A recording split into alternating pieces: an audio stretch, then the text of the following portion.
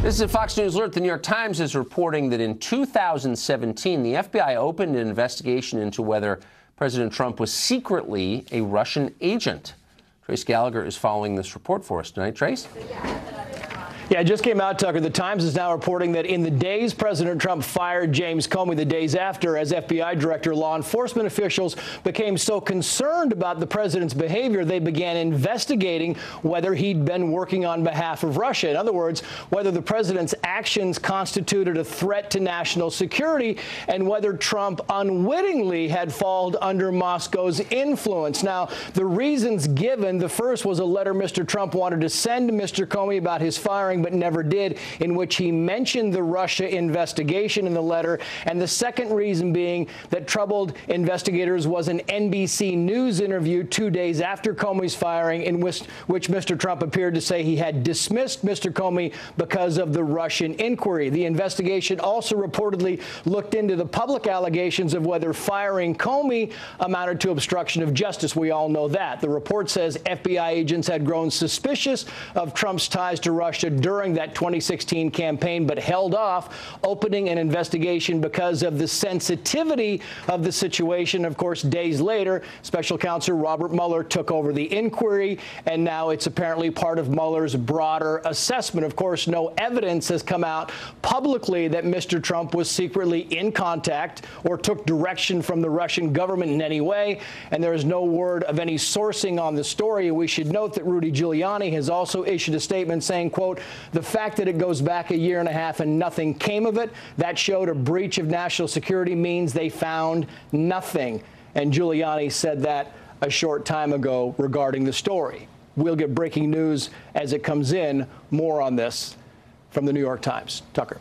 Trace Gallagher, thanks for that. So if you're keeping track at home, and get a pen and paper, because this is worth remembering, this is why you should never criticize the FBI. You think it's your birthright as an American. You can do it. I wouldn't try it, though. They might open an investigation into you without your knowledge into something appalling. Maybe it's beating your wife. Maybe it's dealing fentanyl to kids. Maybe it's betraying your country in some alliance with Vladimir Putin. You don't need to have done it. But once they investigate you, they can always leak, 2 years later that they were investigating you for this crime that you didn't commit, or at least they found no evidence that you committed. At least they never charged you for it, which is how our system is supposed to work. But it doesn't matter because you're instantly discredited. Don't criticize the FBI. Very unwise. We are about to get some expert help unpacking this bombshell new reporting from the New York Times, painting a devastating picture of the 8 days between when Donald Trump fired James Comey and the appointment of Special Counsel Robert Mueller. We now know that time included the FBI deciding to open a counterintelligence investigation into Donald Trump himself to determine whether the President of the United States was secretly working on behalf of Russia. Quote, "The decision to investigate Mr. Trump himself was an aggressive move by FBI officials who were confronting the chaotic aftermath of the firing of Mr. Comey and enduring the president's verbal assaults on the Russia investigation as a witch hunt." Quote, "A vigorous debate was taking shape among some former law enforcement officials outside the case over whether FBI investigators overreacted in opening the counterintelligence inquiry during a tumultuous period at the Justice Department." Joining us now is Frank Figliuzzi, NBC contributor, national security contributor, and a former assistant director of the FBI's counterintelligence department. Frank, thanks so much for being here. Thank you, Joy. I just want to start by asking you what jumps out to you as given what you've done for a living in this reporting. So there's a couple of takeaways here. I think it's important to talk about what this reporting says and what it doesn't say. What it says, if accurate, is that the impetus of the special counsel inquiry, or what turned into the special counsel inquiry, was not necessarily just figuring out the degree to which the Russians influenced the campaign, but rather now we're faced with kind of a worst-case scenario that we've all been talking about, which is the possibility that the president had somehow been co-opted and was in the pocket of the Russians. So let's understand what that means. It means that the FBI had, at a minimum, a threshold to open a preliminary inquiry, which we call reasonable suspicion as a threshold.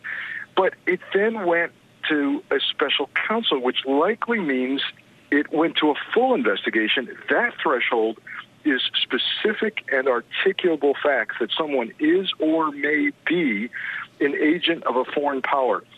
And that would not be done in a vacuum. That would have gone across the street to Department of Justice. It would have been approved. And then, of course, we know that the DOJ said, well, you know what, we need a special counsel increase. So now we're seeing what the real origin of this was. Now, here's what it doesn't say, Joy. It doesn't say that they proved it. It doesn't say that that aspect of the case is still running. And we don't know whether it was a PI, preliminary inquiry, or a full.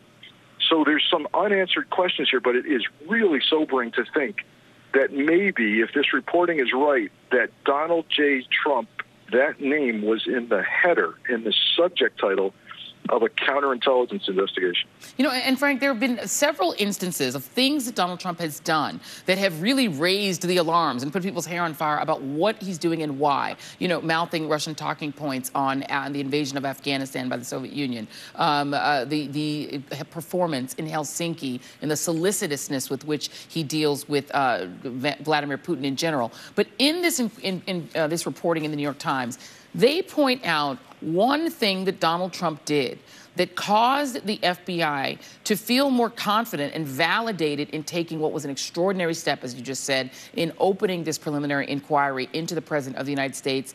And that was the visit by Russian officials who were let into the Oval Office shortly after the firing of Mr. Comey, in which Donald Trump, there's a picture of it right there, where there were not Americans in the room, I guess, that were monitoring what was being said, in which he supposedly told these men from the Soviet Union, or from Russia, I just fired the head of the FBI. He was crazy, a real nut job, according to a document summarizing the meeting. I faced great pressure because of Russia. That's taken off. What do you make of that? Does that make you rethink that Oval Office meeting?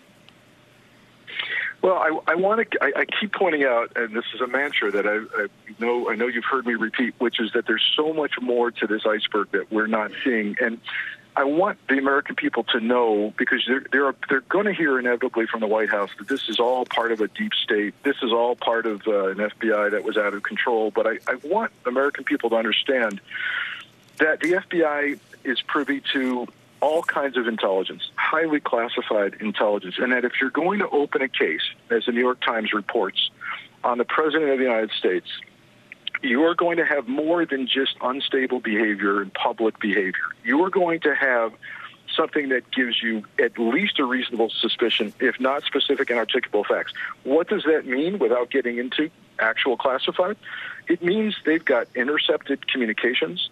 It means they're privy to how these Russians were talking about the president or to the president.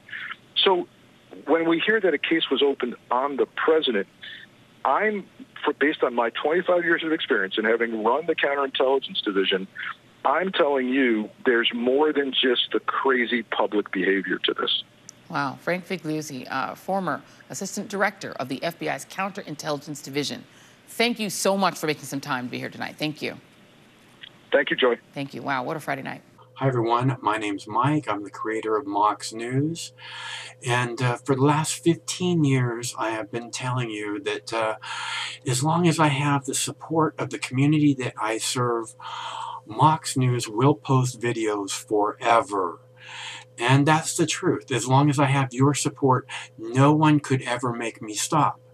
Unfortunately, currently, less than 1/2 of 1/10 of 1% of Mox News viewers ever donate, tip, or contribute anything back. Again, let me make that really clear.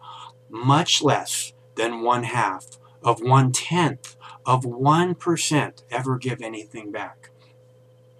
And to those of you who have donated to Mox News, I want to thank you so much, because it's because of your generosity that we have been able to bring attention to important videos that millions and millions of eyes would have never seen. And I think that that's an amazing thing that we've been able to make happen together. And I can't thank you enough for helping me make that happen. So it's not too late. If you'd like to see Mox News covering the 2020 presidential election, if you can't imagine the 2020 presidential election without Mox News, please, there's still time. You can make a difference. It's easy to make a contribution, donation, or tip. You can go to moxnews.com, or in the text body of this video, there are clickable links to the Patreon page or to the PayPal page. And again, it should take less than 2 minutes to make a donation, and your donation can make a big difference. So I thank you all. Stay cool. One of these days this war is going to end, and it would be awesome if Mox News could be there to celebrate that day with you.